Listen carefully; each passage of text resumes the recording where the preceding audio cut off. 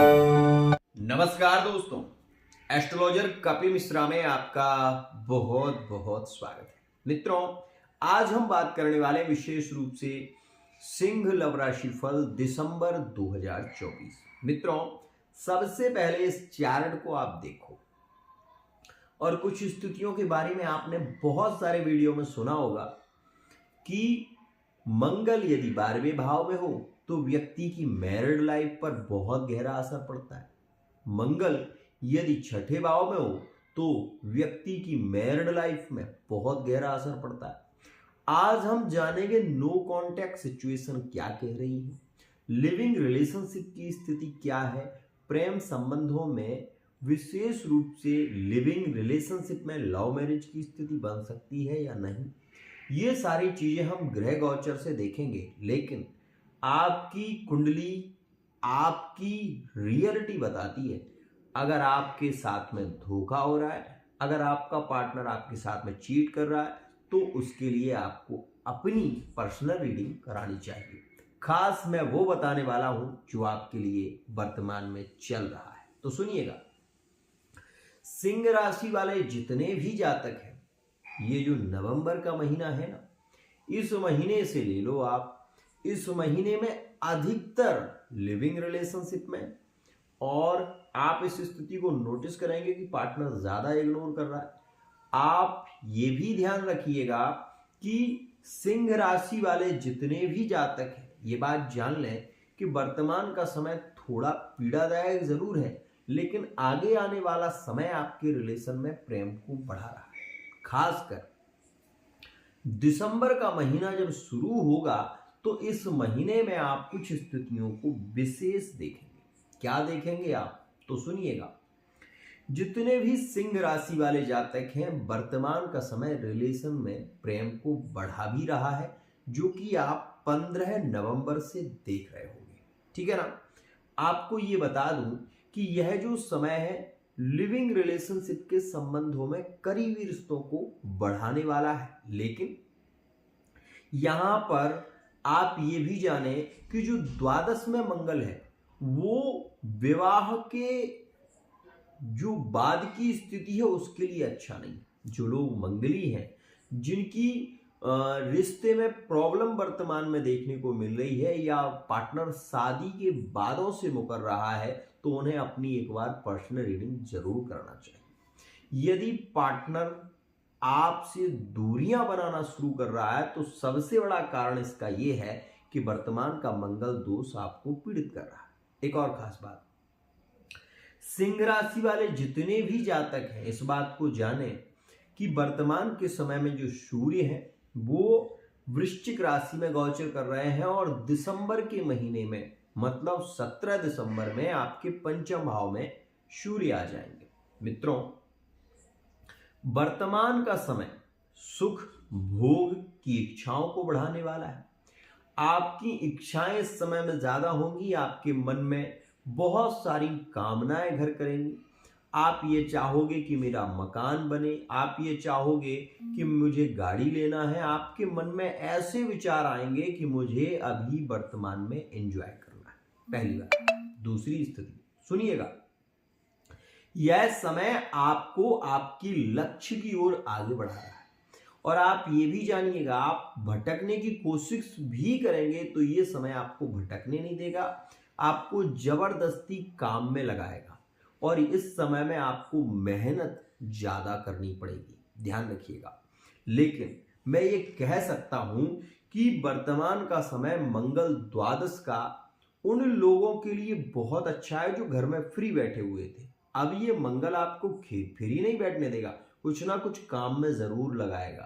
तो इस समय में आपको काम काज में ज्यादा व्यस्तताएं देखने को मिलेगी। अगर आप जॉब में हैं तो भी आप नोटिस कर सकते हैं, यह समय आपको ज्यादा प्रभावित करेगा। लेकिन एक बात मेरी जानना, अगर आपकी कुंडली में ग्रहकृत स्थितियां अच्छी नहीं है तो आप, मैं ये नहीं कह सकता कि संबंध बहुत अच्छे होंगे, लेकिन गोचर की स्थिति में अगर आपकी कुंडली के ग्रह स्पर्श कर रहे हैं तो 100% दिसंबर का महीना आपके एंजॉय के लिए बहुत अच्छा है। रोमांटिक स्थिति रहने वाली है, और सबसे खास उनके लिए है जो लिविंग रिलेशनशिप में। ऐसी 3 राशियां जो बहुत ही ज्यादा करीब होंगी आपके। सुनिएगा, सिंह के सबसे ज्यादा करीबी संबंध वर्तमान के समय में भी देखने को मिलेंगे सिंह धनु के, ठीक है ना। सिंह धनु के और सिंह राशि और मेष राशि में प्रेम बढ़ने वाला है दिसंबर के महीने की 2 तारीख से। ध्यान रखना, नो कॉन्टैक्ट सिचुएशन में सिंह मेष का मिलन होने वाला है सिंह राशि में, और कुंभ राशि में मिलन के योग प्रभावित होंगे 2 दिसंबर से। इस बात का ध्यान रखना। अब यहां पर जो आपका द्वादश में राहु चल रहा है, एकादश अष्टमस्थ राहु चल रहा है, ये आपको प्रेम में पीड़ित करेगा, मतलब शंकाओं को बढ़ाएगा। सपोज ये समझिए कि आपका पार्टनर इंस्टाग्राम चलाता है या फेसबुक चलाता है, तो आपको इसी को लेकर मन में बहुत सारी बातें आने लगेंगी और आप इसी के चलते पार्टनर को खरी खोटी सुनाना शुरू कर देंगे और इससे आपके ब्रेकअप का भी जन्म हो सकता है, जो कि वर्तमान का समय चल रहा है। तो आपको इन स्थितियों पर वर्तमान में नियंत्रण रखना है। पार्टनर से बहुत ज़्यादा शंकाएं नहीं रखनी है, ये बात ध्यान रखना। नहीं तो वर्तमान के संबंध में 2 दिसंबर से पहले अगर आपका संबंध टूटा तो फिर जुड़ने की संभावना नहीं रहेगी, इस बात का ध्यान देना। एक और खास बात, सिंह राशि वाले जातक वर्तमान समय में थोड़ा ओवर थिंकिंग से जूझ रहे हैं। मैरिड लाइफ में पार्टनर आपकी फीलिंग को नहीं समझ रहा है। ये भी मैं आपको बता दूं कि माता पिता और परिवार को लेकर पीड़ित आप चल रहे होंगे, ये बात ध्यान देना। ये जो समय चल रहा है ये माता और पिता के स्वास्थ्य के लिए भी अच्छा नहीं, ध्यान रखिएगा। और आने वाले समय में दिसंबर के महीने की 17 तारीख तक ऐसा देखने को मिलेगा कि माता पिता की स्वास्थ्य को लेकर आपको थोड़ी प्रॉब्लम देखने को मिलेगी। मित्रों, आपको ये 100% नहीं 1000% कह रहा हूं कि डिवोर्स के योग वर्तमान में चल रहे हैं। सिंह राशि वाले जातक इस बात का ध्यान दें कि जो डिवोर्स के योग शुरू हुए हैं वो अक्टूबर और नवंबर के महीने में ज्यादा प्रभावित हैं।